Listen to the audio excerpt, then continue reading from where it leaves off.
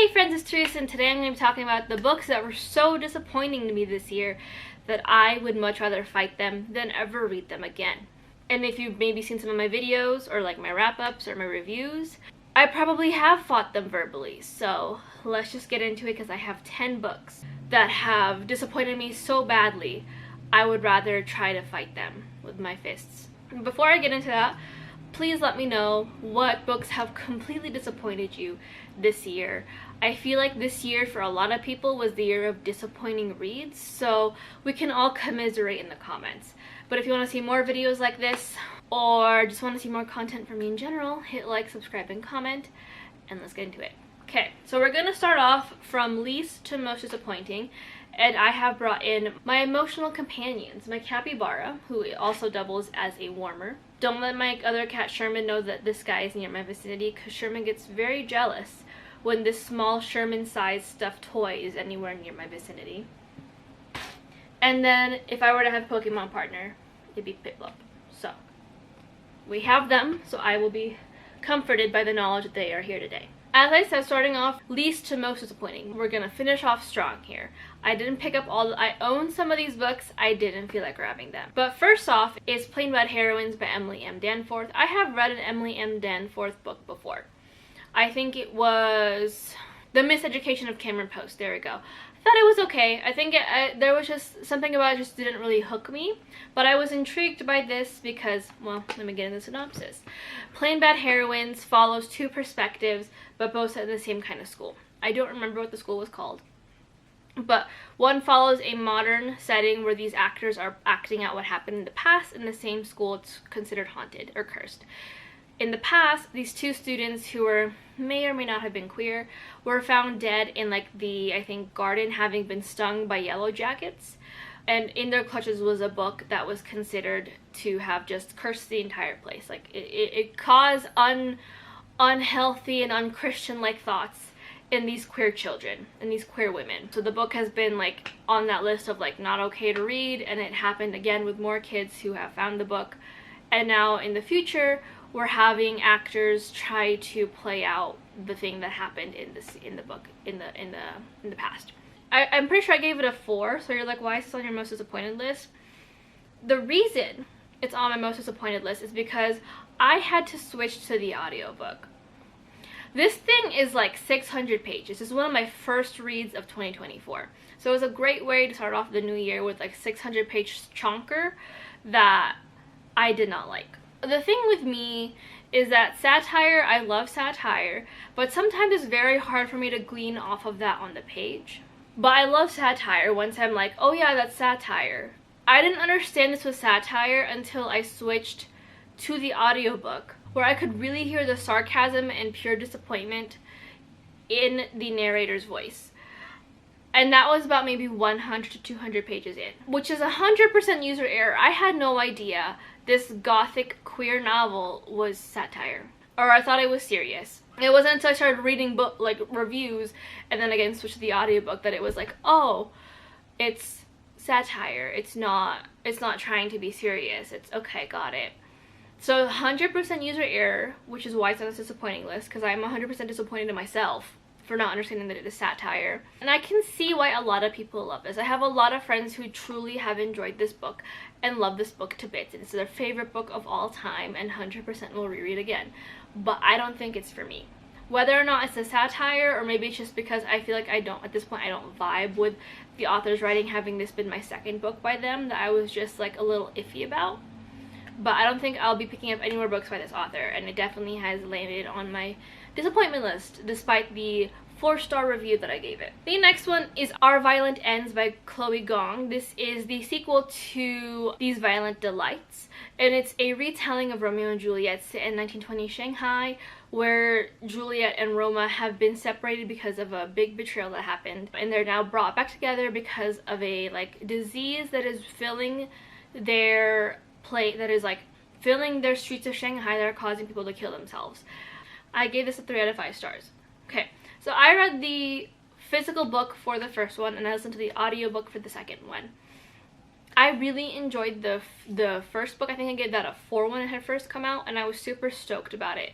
I was really excited, especially to really dive back deep into this like monster that is causing issues in this land, as well as the romance between Roma and Juliet. When I got into the second book, I feel like in terms of pacing and build up, it should have been switched. Like, this is a duology, and I feel like the second book should have been the first book, and the first book should have been the second book.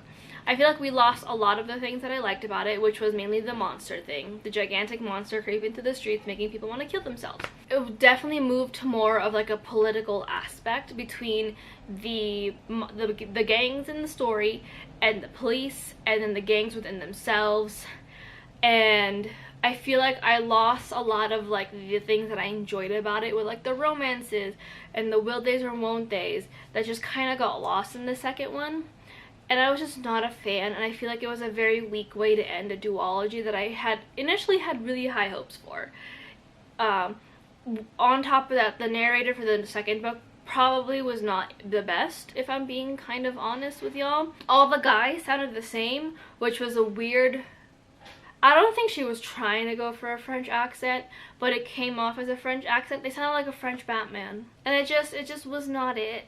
French Batman was not doing it for me. And with that, I don't know if I'll pick up anything by Chloe Gong. With how that first one started and how the second one ended, I just don't want to set myself up for more failure and more disappointment, if I'm being honest. The next one is A Lullaby by Hester Fox. This is it was qualified as a gothic novel, but the more that I like really think about it, and like, yes, in terms of like the baseline for it, I guess it can qualify as a gothic, because it has that fear of like the past coming back to the present and what the implications will be, and yada yada yada. But this is an adult gothic novel following a young girl whose name I don't remember, who was just kind of in a weird crossroads. She lost her job, she's trying to find a new one, her boyfriend's not that great, and then she lands this job, I think, as like a curator at the Harlow House, which is a historical home in like the rural area, like basically like Boston, I think, I want to say, like kind of like think that has been known for basically like having enough money to fund that entire town. She ends up learning about the daughter, the mysterious daughter of this home that no one knows what happened to, doesn't even know she really exists, and starts to dive deeper and deeper into this lore. By diving deeper into this lore, she finds that she kind of uncovers the spirit of said daughter, and we get to see the daughter as she is a witch. She is a witch that is probably past Salem. I want to say like probably 200 years past the Salem witch trials. And in her home, this like very puritanical home, as she practices witchcraft, falls in love, and eventually gets herself into some major trouble. I gave this, I think, a 3 out of 5 stars as well. I read the audiobook, and I love the audio narrator, which is really terrible that I did not like this one. I gave it a 3 out of 5. I really enjoyed the narrator, which sucks because the book just kind of fell really flat for me. The narrator did a wonderful job, really making distinct voices between the two female narrators. I didn't really have to listen to when the chapter ended and started to like have like the name at the beginning, because I could tell just by the different intonations of the voice. I just think this book fell flat for me because I wanted a lot more. The vibes I was hoping for was kind of hoping to be akin to like Scooby-Doo and the Witch's Ghost, where it's like eerie the entire way through. You don't really know what's real and what's not, and that's okay. But I feel like here it was just like a very flat kind of run-of-the-mill plot line, and then it amped up toward the very end, and it still wasn't bringing what I wanted. It was fine. I don't think I'll ever pick up anything else by this author again, but I definitely wanted more of like that gothic creepy aspect that I was just seeing in my other books that I had been reading throughout the year. The next one is The Graceling by Kristen Kishore, or just Graceling, I forget. This is a YA high fantasy following Katsa, who is part of this fantastical world, obviously, and she is what is known as a Graceling. The Gracelings are given graces that allow them to have powers, and Katsa's power is basically to be a killing machine.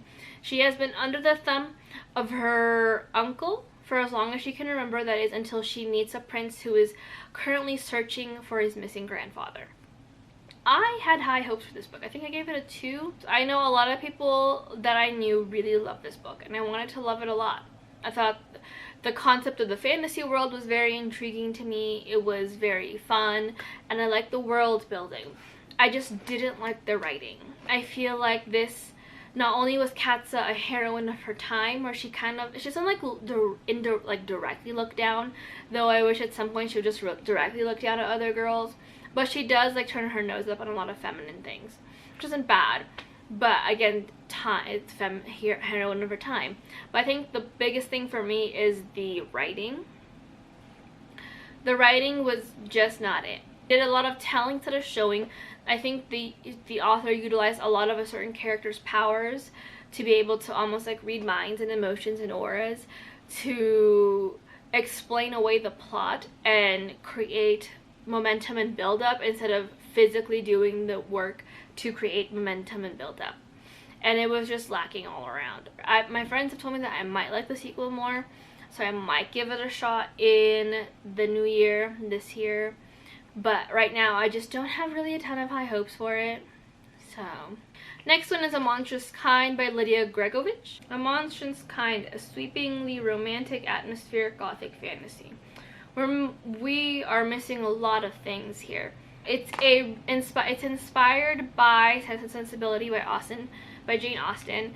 It is a gothic romantasy, which really intrigued me by the concept, but I think it was initially brought to me as a romantasy. I gave this a 2 out of 5 stars. This follows 2 sisters fighting for their hold on their manor while a deadly beast prowls. The world building to me for this was interesting, with it being tied to these royal manors being able to be like the pillars to protect from this creepy fog that goes and makes monsters out of people. But I feel like the book tried to be too much and then didn't deliver. The heart of the story to me was always going to be about these 2 sisters. It was going to be about the sisters, their bond, their closeness, and all that stuff. But we added too much of the romance. I think there were like 2-ish love triangles in there. Almost a love square, if you will.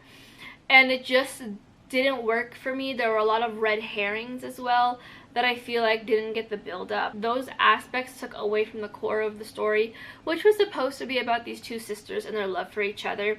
So it's just a 2 out of 5 stars. I don't think I would recommend this book to anyone. And I do think that the title, a sweepingly romance, a gothic fantasy, would also be very misleading. Would not recommend. The writing was beautiful, the characters were compelling, but it's just like a lack of development with the plot and really hammering out what needed to stay and what needed to leave. The next one is actually a DNF, and that is Wish Please by Anagire. This is about a witch who runs a fix-it place, basically, like a fix-it business, and she's kind of in a bit of a slump. She's in a dating slump. She's not sure what she wants to do with her romantic life, and then she meets this very attractive baker, and I ended up DNFing the audiobook. I think the premise was really nice. I just think that from what I had listened to about the character, she was just very wishy-washy about what it is she actually was missing or wanted from the dude. She was like, oh my god, I can't believe I will never get to know him, because if I'm a witch and I marry a human, I lose my powers. Sob, sob, sob. And then 5 minutes later, she'd be like, God, but he would have been such a great lay, though. I can't stop thinking about how his just feel. Sob, sob, sob. But then she'd be like, but I can find that I'm not emotionally attached to, even though I've never really met this guy. Sob, sob, sob. So it's just a lot. It was a lot. I don't know if I would, enjoy it in any other way. And then the sex scene that happened in the audiobook was just a lot, because I think the one where I cut off, there were he was in the chair and she was on top of him, and he was a virgin, but he didn't want to tell her that he was a virgin because he didn't think that would be attractive enough and it would make her freak out and leave. So he didn't say anything about it being a virgin, but then he wanted to say he was a virgin because he wanted it to be more special, I guess. And since he was a virgin, obviously he doesn't know the tips and tricks to lasting in bed. And the entire time, he was like, gotta focus on her, focus on her, focus on her, focus on her. I'm too much focusing on her. Back up, back up, back up. Wait, no, we're almost done. No, focus back on her. Focus back on her. Now it's just like, I really hope my audio doesn't cut out and just start playing for my speakers, because this is going to be a very weird discussion with my boss. Yeah, I DNF'd it. Not sure if I'll pick it back up or try again, because it was a lot, and I don't know if it was a lot of good things. It felt like a lot of bad, if I'm being kind of honest. The next one was Sorry Bro by Talene Voskuni. I gave 3 of 5 stars, by the way. But this is about an Armenian-American woman who rediscovers her roots and embraces who she is. Excuse me. When Nar's non-Armenian boyfriend gets down on one knee and proposes, she decides that she can't do it. She's like, we're in a room full of drunk people. I can't marry you. So they decide to take a break. So while he goes to, I think, like, the big fest in Germany that I'm forgetting. Because she tells her parents that they broke up, her mom gives her a spreadsheet of all the Armenian men she has to date. So she goes through the list and ends up meeting an Armenian woman, Erebuni. Meeting Erebuni, and they really click, and she's just kind of torn about where she is on her sexuality and touching down on her roots and all that stuff. The book just tried, like, much like Holly Jolly Diwali, which I will talk about in my wrap-up next week. This book had potential to be really, really cute, but it just tried to be too much. And I feel like this book had tried to do too much between Nar trying to learn about her Armenian roots and learning about what she likes again and learning about what her passions are and trying to also learn about her bisexuality, that it just made for a jumbled plot. And I don't even really remember how the book ended. Also, the main character just wasn't my favorite. I feel like there were a couple of things that she was saying that felt a little too high school-esque. That didn't feel like it was like someone in her mid-20s trying to re-figure herself out. It felt like someone from high school learning that the other gender has genitalia. It was just that kind of vibe. Not sure if I'll pick up anything by this author again. I'm definitely intrigued to see what other stories they have out with. But I also, another thing that kind of put a nasty taste in my mouth was that she found someone's review and decided to subtweet it and say and misrepresent what the person was trying to say. It just puts a bad taste in my mouth when authors interact with reviewers in such a negative light. It's just not my favorite thing in the world. I don't know. Second to last most disappointing read of 2024, and to no surprise ever, Iron Flame by Rebecca Yarros. This is an adult high fantasy set in a fictional world, clearly, where basically there's a militaristic college that everyone joins if you want to become a dragon rider to fight against this war that has not really been well defined in the book, in my opinion. Basically all bets are off. There's like a very high probability that you will die in this school. Violet joins when her bones are very much breakable because of an illness that her mother contracted that I still do not understand the full consequences of, or what this illness actually was. And there she meets Zayden Ryerson, who is like part of the faction of kids whose parents were the rebellion, and they are being like punished by having to automatically join this militaristic college and have to, you know, die for this country. I gave it a 2 in comparison to what I initially gave Iron or Fourth Wing, which was a 4. This was my biggest issue with the first book. The first book didn't have enough world building, and that was fine. Like, you know, I wanted more, which is why I dinged at the 4. But I have read a lot of books that didn't have a ton of world building, and I enjoyed it. I enjoyed Serpent and the Wings of Night, and that thing had almost no world building. No definitions of what any of the things actually meant. And you know what? That was okay. I was okay with that. But the first book didn't have enough world building, and I think that was a major complaint for everyone. So she then went back and overcorrected. There is now too much world building in this book, and I know you're going to be in the comments, because some of y'all were in the comments of my Fourth Wing video being like, you just don't understand. Wait. I have a bachelor's in creative writing. I understand. I went through those painstaking classes where everyone had to read my unfinished first draft of a short story, my unfinished first draft of my novels. And they get to underline and circle and X out and ask why and do all the things. And I had to rewrite it with their renditions in mind. So don't come into my comments being like, you don't understand, it's a wah wah wah, they're fighting to survive and ma ma ma ma ma. Because I understand just fine. Like I said, she overcorrected and now there's too much world building. And this is what happens when you don't set up the world to have any world building in the slightest. Now there is too much world building and there is nowhere for it to go. She just kind of jumped it all in the sequel. There is a lot of things happening that shouldn't have happened and a lot of plot holes and a lot of gaps in the world building that really just puts into perspective, like, why the two options that you have if you don't put in a lot of world building and set up in your first book, which is to keep going without it. I probably would have given the book a 3 or another 4 had there not been so much overcorrection with world building, or do what she did. There is the mysterious third option, which will be really hard to pull off because you need to set up the world building in the first book for it to make any sense in the subsequent novels. But she threw a lot of world building and a lot of lore into the second one, and a lot of it sometimes contradicted what happened in the first one.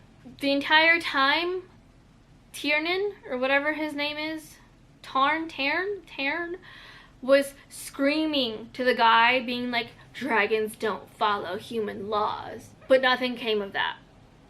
Like, why are you demanding then that someone show up if dragons do not follow human laws?